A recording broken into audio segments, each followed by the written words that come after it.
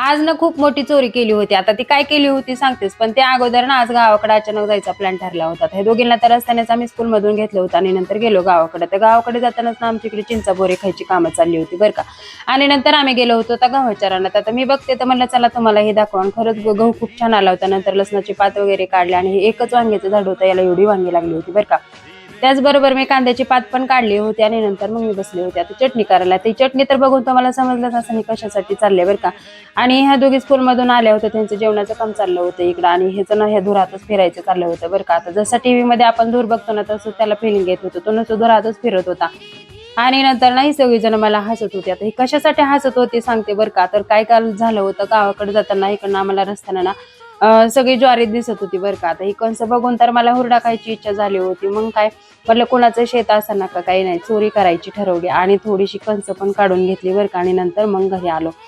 आता हुरडा बसून तर आपल्याला कोण खाऊन देणार नाही बरं का, त्यासाठी थोडं तर काम करावंच लागेल ना. मग कंस भाजायचं माझ्याकडं काम चाललं होतं. मग आता त्याचबरोबर आम्ही चिंचा पण भाजून खात होतो बरं का. आणि बऱ्यापैकी हुरडा पडलाच होता.